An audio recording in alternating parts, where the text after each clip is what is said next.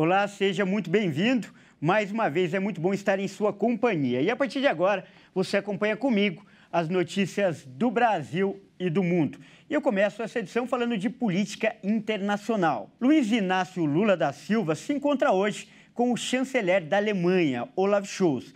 E essa reunião é a primeira com um líder europeu desde a posse do presidente e marca a volta do Fundo Amazônia. O presidente Luiz Inácio Lula da Silva recebe o chanceler da Alemanha, Olaf Scholz, em Brasília, para uma reunião bilateral que marca a volta das operações do Fundo Amazônia.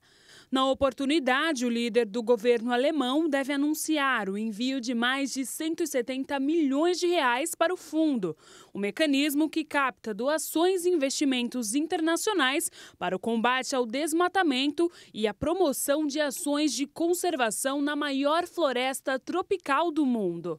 O fundo foi desativado em 2019. Essa decisão foi criticada pela Noruega e pela Alemanha, os dois únicos países que ofereciam um crédito para proteger a floresta, e os recursos ficaram congelados. Com isso, cerca de 3 bilhões de reais acabaram não sendo utilizados para conter o desmatamento. Scholz será o primeiro líder de uma potência ocidental a se encontrar com Lula desde a posse. O presidente Lula já falou que tem interesse em um potencial aumento do comércio bilateral e a ratificação do acordo entre a União Europeia e o Mercosul. O presidente deixou claro que destravar o acordo comercial com o bloco europeu é uma das prioridades da política externa de seu governo. Durante uma visita a Buenos Aires, Scholz defendeu a importância do acordo com o Mercosul e cobrou pressa. Eu mudo de assunto agora para falar de economia. Olha só, quem precisa pegar dinheiro emprestado está pagando cada vez mais, já que os juros do rotativo do cartão de crédito passaram dos 400% ao ano. Mas, por outro lado, de acordo com o Banco Central, a taxa média do cheque especial baixou. Os brasileiros que fizeram uso do rotativo do cartão de crédito em 2022 viram a taxa média de juros da modalidade disparar 61,9 pontos percentuais e fechar dezembro em 409,3% ao ano. Segundo o Banco Central, esse foi o maior patamar desde agosto de 2017.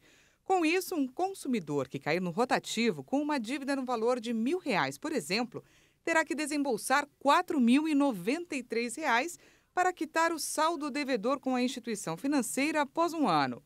O levantamento do Banco Central mostrou ainda a variação de 4 pontos percentuais das taxas cobradas no cheque especial ao longo de 2022. No mês de dezembro, as modalidades seguiram caminhos opostos. Enquanto os juros do cheque especial recuaram 1,6 ponto percentual, de 133,5% para 131,9% ao ano, a taxa média cobrada pelo rotativo do cartão avançou 13,9 pontos percentuais, de 395,4% para 409,3% ao ano.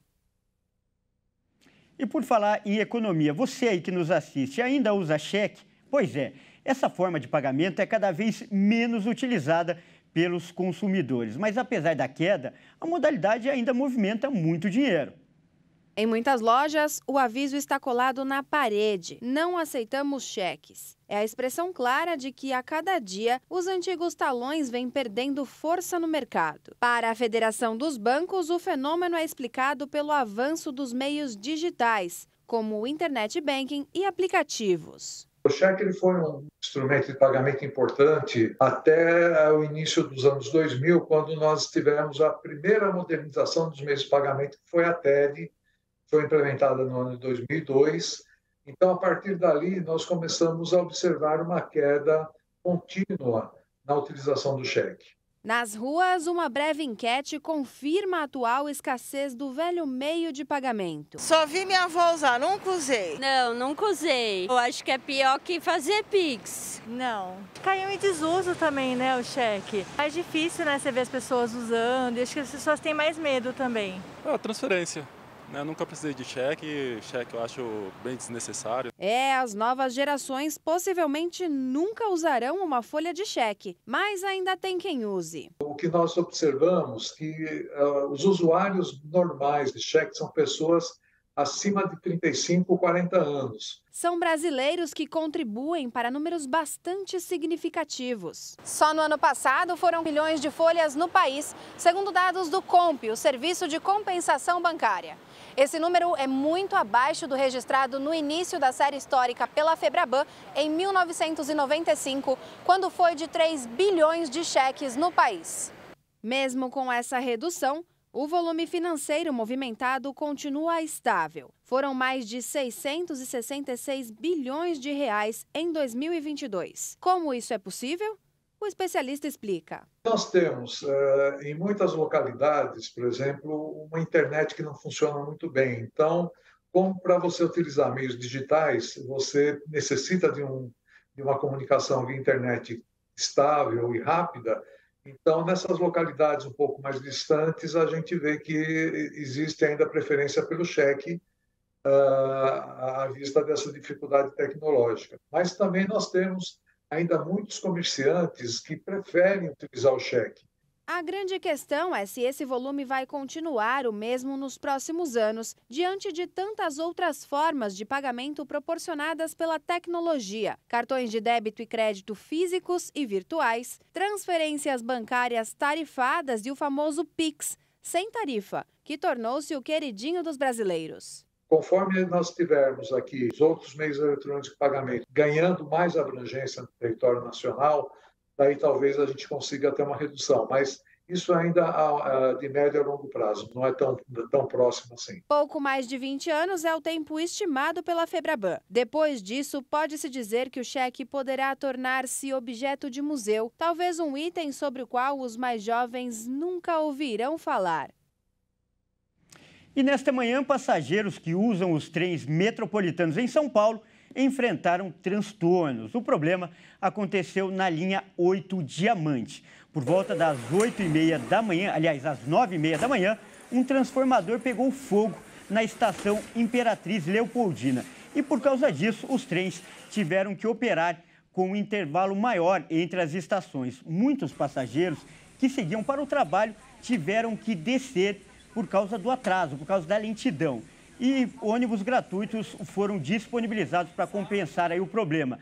Não há relatos de feridos. E as informações foram passadas, pela concessionária que administra o sistema A Via Mobilidade. E eu mudo de assunto agora para falar das notícias internacionais. A Organização Mundial da Saúde decidiu nesta segunda-feira manter o alerta máximo para a pandemia de Covid-19. Apesar da queda de contaminações e também de mortes, a avaliação é que as mutações do vírus ainda são um grande desafio. Em um comunicado divulgado nesta segunda-feira, o diretor-geral da Organização Mundial da Saúde, Tedros Adhanom, concordou em seguir as recomendações do Comitê de Emergência dos Regulamentos Internacionais de Saúde sobre a situação atual da pandemia de Covid-19.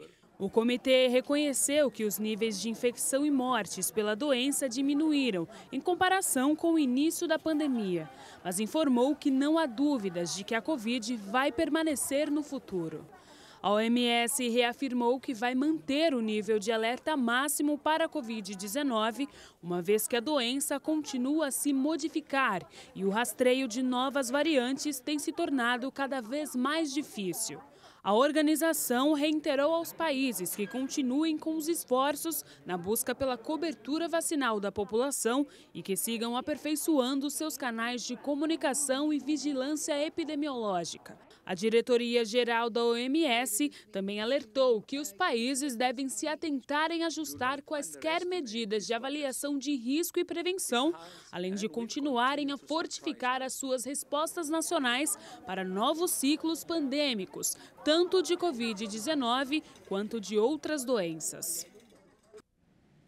Bom, essa edição fica por aqui. Eu agradeço demais pela sua companhia e convido a continuar ligado em nossa programação. Até mais!